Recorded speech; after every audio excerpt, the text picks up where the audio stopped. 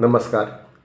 आज मी प्राध्यापक मधु पाटील यांच्या शालेय आणि महाविद्यालयीन रंगभूमीसाठी 5 नाट्यात्मक साहित्य दर्शने या पुस्तकातील साने गुरुजी साहित्य दर्शन या एकांकिकेच्या मी पाडलेल्या 3 भागांपैकी दुसरा भाग वाचतोय. निवेदिका. इंग्रज सरकारला काय किंवा आजच्या सरकारांना काय, गुरुजी असे धारेवर धरणारच. कारण त्यांना स्वातंत्र्य हवे होते ते प्रामुख्याने गोरगरीब कष्टकऱ्यांना सुखासमाधानाचे दिवस येण्यासाठी. या कष्टकऱ्यांच्या घामाचे महत्त्व त्यांच्या लेखी फार मोठे होते. या संदर्भात भारतीय संस्कृती या ग्रंथात ते रामायणातील एक अर्थपूर्ण गोष्ट सांगतात. लहान मुलगा.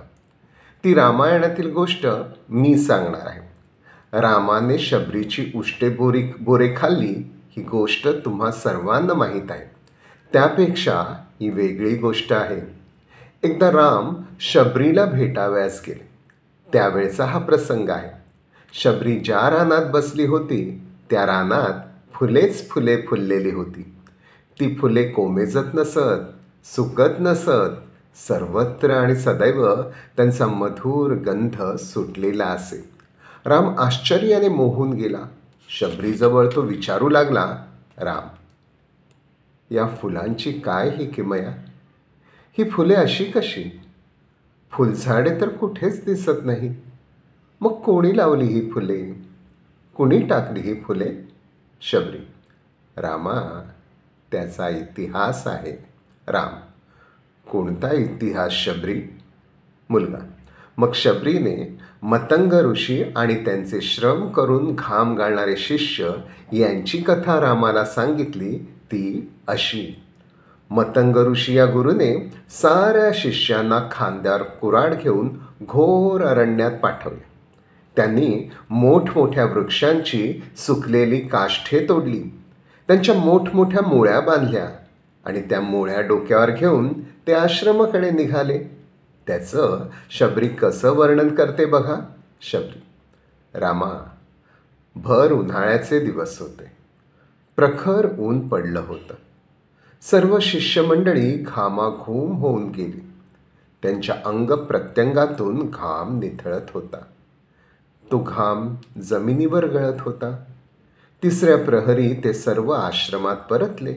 सारे श्रांत, थकले भागलेले, लवकरच झोपी गेले. राम.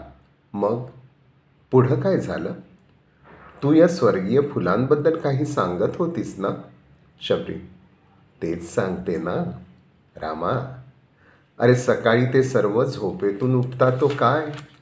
मंद मंद उषःकालीन वाऱ्यांच्या झुळकांबरोबर प्रसन्न सुगंध सर्वत्र दरवळू लागला. कोठून येतो वास? कोठून येतो हा वास? सारेच विस्मयाने बोलू लागले आणि हरणांप्रमाणे उड्या मारीत सर्वत्र धुंडाळू लागले. पाहतात तो काय? त्यांना काय दिसलं? ज्या ज्या ठिकाणी रानातून मुळ्या आणताना घाम गळाला होता त्या त्या ठिकाणी एक एक सुंदर फूल फुललेलं त्यांना दिसलं. रामा, ही घामातून निर्माण झालेली फुले होती. साने गुरुजी. ज्या वेळेस रामायणात मी हे वाचले त्यावेळेस मीही नाचलो. मी गहिवरलो. धर्मजानी कुसुमानी, घामातून निर्माण झालेली फुले. मी मनात विचार करू लागलो, जगात कोणते पाणी श्रेष्ठ? गंगा यमुनेचे? कृष्णा गोदावरीचे? सप्तसागरांचे पाणी का पवित्र? नाही नाही. श्रमजीवी माणसांच्या अंगातून गळणारे घामाचे पाणी हेच सर्वात थोर. हे घामाचे पाणी म्हणजेच जगाचे पोषण आहे. देव पाऊस पाडील, पण शेतकरी स्वतःच्या घामाचा पाऊस जर शेतात पाडणार नाही तर काय पिकणार? माणसांना, पाखरांना दाणे मिळणार नाही. सारी सृष्टी मरून जाईल. पण नाही, शेतकरी आपल्या घामाने भगभगीत उजाड दिसणाऱ्या जमिनीला हिरवी हिरवीगार करतो. फुलाफळांनी तिला नटवतो, हसवतो. म्हणूनच इंग्लंडमधील एक प्रतिभावान कवी शेले म्हणतो, जगातील सर्वात थोर कलाकार कोण? तर घाम गाळणारा शेतकरी. निवेदिका. असा घाम गाळणारे शेतकरी, कामकरी, सारे कष्टकरी यांचे राज्य स्वतंत्र भारतात झाले पाहिजे असे गुरुजींचे स्वप्न होते. त्यासाठी दुसरी क्रांती झाली पाहिजे असे ते ठायी ठायी अंतर्यामीच्या उमाळ्याने लिहितात. त्यांच्या क्रांती कादंबरीतील मुकुंदराव, रामदास दयाराम, संध्या कादंबरीतील कल्याणभाईजी हे सारेच अशा क्रांतीचे तत्त्वज्ञान सांगणारे मूर्तिमंत साने गुरुजी. कल्याण. मला तहान लागली आहे क्रांतिकारक तत्त्वज्ञानाची. मला हवी आहे नवीन समाज बनवणारी क्रांती, श्रमणारांचं राज्य स्थापणारी क्रांती. मी गाणी गात असतो इन्किलाबची, क्रांतीची. मित्रांनो, श्रमजीवींची सत्ता स्थापन झालीच पाहिजे. त्यासाठी मी कामगारात जाईन, शेतकऱ्यात जाईन, त्यांच्यात राहीन, त्यांचे प्रश्न अभ्यासेन, त्यांच्या चळवळीत पडेन, लढेन, मरेन. देशासाठी मरणे म्हणजे कुणासाठी मरणे? खरा देश म्हणजे देशातील श्रमणारे 90% लोक. त्यांच्यासाठी जो जगतो, मरतो, तोच खरा देशभक्त, खरा धर्मवीर. आज काय चित्र आहे देशाचे? एकीकडे लक्षाधीश, दुसरीकडे भिक्षादेश. एकीकडे गोलपोटे, दुसरीकडे खोलपोटे. हे चित्र बदललेच पाहिजे. महात्माजी म्हणाले होते, जोपर्यंत मला पोटभर भाकर सर्वांना देता येत नाही, तोपर्यंत मी देवाचे नाव कसे शिकवू? भगवान बुद्धही म्हणाले होते, आधी जेवायला द्या, मग धर्म शिकवा. मित्रांनो, शेतकरी काय नि कामकरी काय, सर्व श्रमणारांची जात एक. ब्राह्मण, ब्राह्मणेतर, स्पृश्य, अस्पृश्य, हिंदू, मुसलमान हे सारे श्रमणारे आहेत ना, मग त्यांची जात एक. आपण सारे एक होऊन क्रांतीसाठी सारे रान उठवूया. गायक वृंद. आता उठवू सारे रान, आता पेटवू सारे रान. आता उठवू सारे रान, आता पेटवू सारे रान. शेतकऱ्यांच्या राज्यासाठी, कामकऱ्यांच्या राज्यासाठी लावू पणाला प्राण, लावू पणाला प्राण. आता उठवू सारे रान, आता पेटवू सारे रान. किसान सारे उठतील, कंबर लढण्या कसतील. मजूर सारे उठतील, कंबर लढण्या कसतील. एकजुटीची मशाल घेऊन, एकजुटीची मशाल घेऊन पेटवतील हे रान, पेटवतील हे रान. आता उठवू सारे रान, आता पेटवू सारे रान. कोण आम्हा अडविल, कोण आम्हा रडविल. अडवणूक करणाऱ्यांची, अडवणूक करणाऱ्यांची उडवू दाणा दाण, उडवू दाणा दाण. आता उठवू सारे रान, आता पेटवू सारे रान. शेतकऱ्यांची फौज निघे, हातात त्यांच्या बेडी पडे. कामकऱ्यांची फौज निघे, हातात त्यांच्या बेडी पडे. तिरंगी झेंडे घेती गाती, तिरंगी झेंडे घेती गाती. स्वातंत्र्याचे गान, स्वातंत्र्याचे गान. आता उठवू सारे रान, आता पेटवू सारे रान.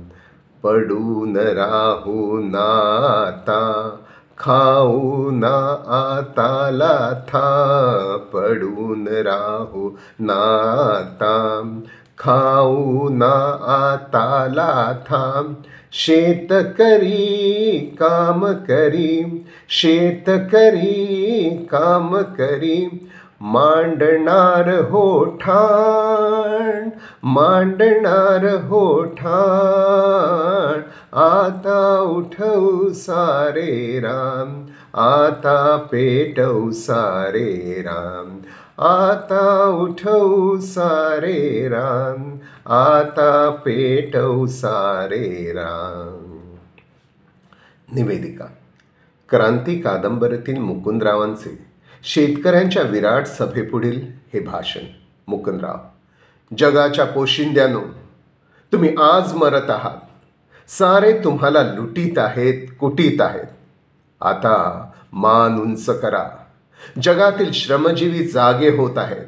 हिंदुस्थानातील किसान जागे होत आहेत. तुम्हीही जागे व्हा. आता एकच क्रांतीची गर्जना करा. रान उठवा. गायकवृंद. उठू दे देश, पेटू दे देश, येथून तेथून सारा पेटू दे देश.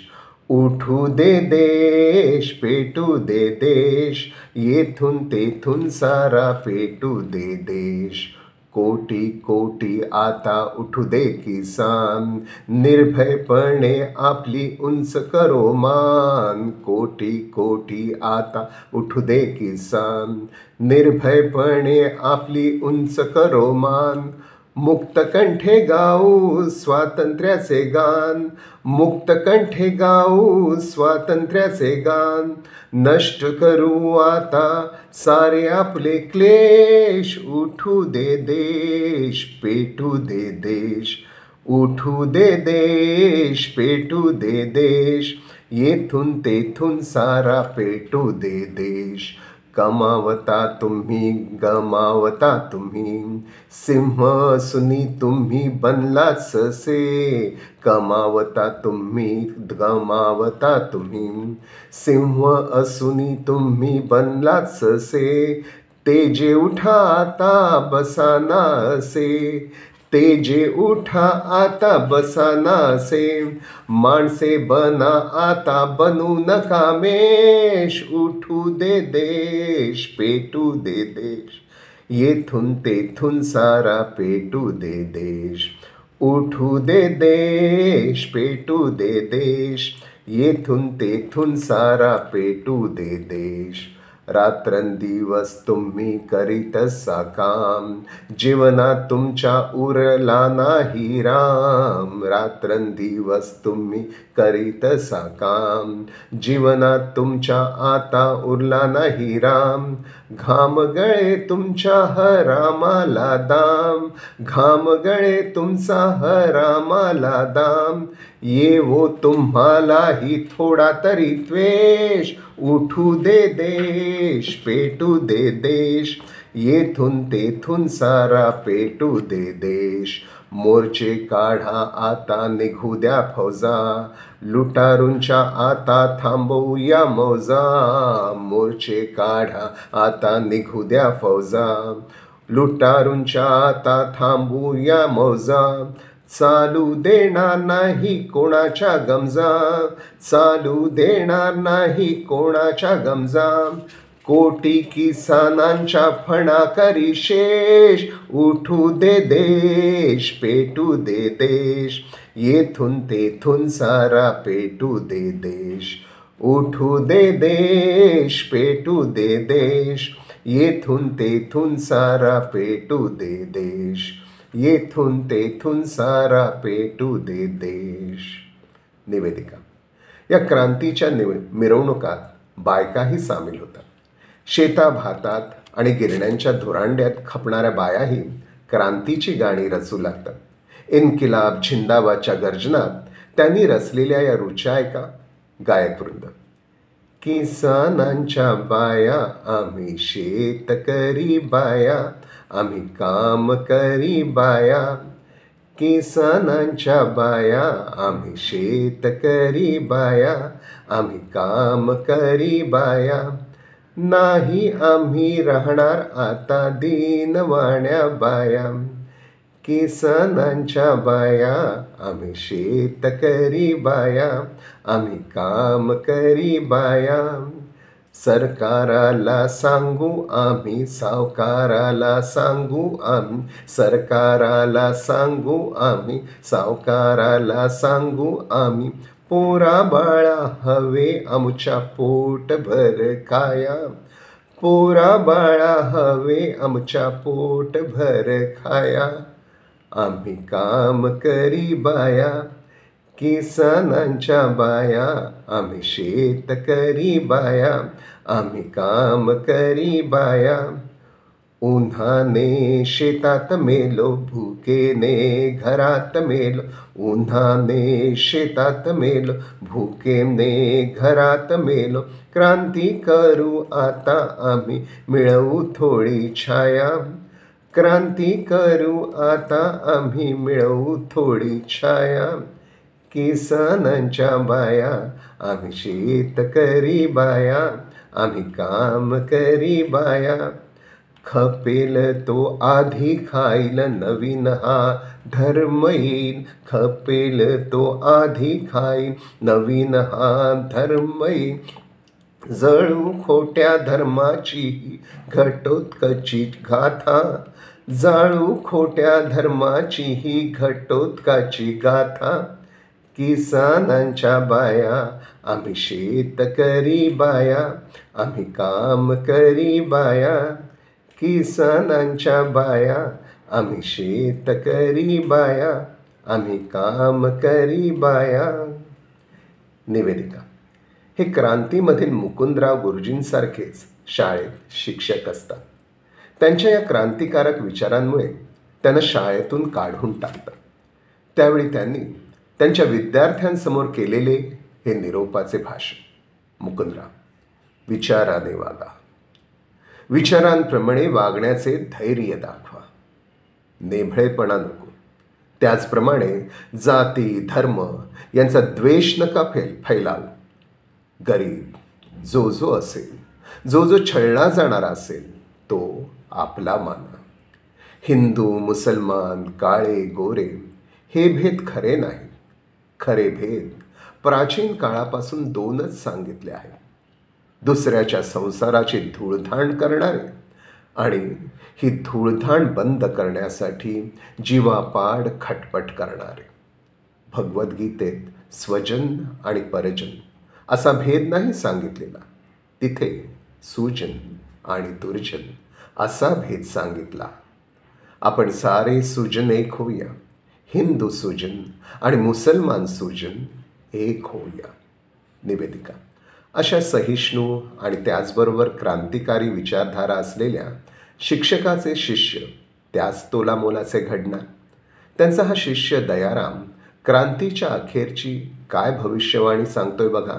दयाराम. असाच भडका उडेल एक दिवस, सर्व देशातून क्रांती होईल, जगातले पेळले जाणारे सारे एक होतील, जगातील श्रमजीवी जनता एक होईल, सर्व जगाचा एक झेंडा होईल, महान स्वप्न सत्यसृष्टीत येईल, सारा संसार सुखाचा होईल, जगडव्या क्रांती खरीखुरी अमृतमय शांती आणेल. निवेदिका. असे हे जगडव्या क्रांतीची भविष्यवाणी लिहिणारे गुरुजी कधीकधी केवढे हळुवार, वत्सल, प्रेममय होऊन जातात आणि केवढे हृदय आणि मधुर गोड लिहितात. तो हट्टी आणि संवेदनशील श्याम आणि ती प्रेममूर्ती श्यामची आई, ते तर मातृप्रेमाचे महामंगल स्त्रोत. ते वाचून आचार्य अत्रे गहिवरले. त्यांनी काढलेला श्यामची आई चित्रपट पाहून पंतप्रधान पंडित नेहरूंचे डोळे पाणावले. त्याला अखिल भारतीय कीर्तीचे सुवर्ण पदक मिळाले. त्या मायलेकरांच्या किती किती गोड गोड आणि हृदयस्पर्शी गोष्टी श्यामच्या आईमध्ये आहेत. हे मायलेकरांचे एक गोड स्वप्न बघा. छोटी छोटी वाक्ये, किती किती सुंदर, जसे मोत्याचे दाणे. श्याम. पहाटेची वेळ होती, फुले फुलली होती, वारे मंद वाहत होते, पाखरे गात होती, घनदाट अरण्यातून गाडी चालली होती. गाडी म्हणजे बैलगाडी. गाडीत आम्ही दोघंच, आई आणि मी. आईच्या मांडीवर डोके ठेवून मी पडलो होतो. ती माझ्या डोक्यावरून, केसावरून तिचा प्रेमळ हात फिरवित होती. मला निजवत होती, म्हणत होती, घनदाट रानी वाहे झुळू झुळू पाणी, पाखरेही गोड गाती देवाजीची गाणी, पाखरेही गोड गाती देवाजीची गाणी, देवाजीची गाणी. घनदाट या रानात स्वच्छ वाहे पाणी, घनदाट या रानात स्वच्छ वाहे पाणी, माझ्या श्यामच्या जीवनी, माझ्या श्यामच्या जीवनी. देवरा हो माझ्या श्यामच्या जीवनी, देवरा हो घनदाट रानी वाहे झुळू झुळू पाणी. निवेदिका. कसा शांत शहाण्या बाळासारखा आईच्या कुशीत झोपतो आहे तो. पण हा श्याम अगदी लहानपणी खूप हट्टी होता. आई, हट्ट पुरे तुझा. झाली तुझी अंघोळ घालून आणि पदराने अंग पुसून पण झाले. जा आता देवासाठी फुले काढ. शांत. अगं पण माझे तळवे ओले आहेत, त्यांना माती लागेल. तुझा पदर खाली पसर ना, मी त्यावर उडी मारून माझे पाय पुसतो. आई, किती रे हट्ट करशील श्याम. चल, हे ओचे खाली पसरले, घे तुझे पाय पुसू. श्याम. बघ कशी टुणकन उडी मारून पाय पुसले, अगदी स्वच्छ झाले बघ. आई. श्याम, पायाला घाण लागू नये म्हणून तू जसा जपतोस ना, तसाच मनाला घाण लागू नये म्हणून जप हो. देवाला सांग, बुद्धी दे. इथं दुसरा भाग संपवतो. धन्यवाद.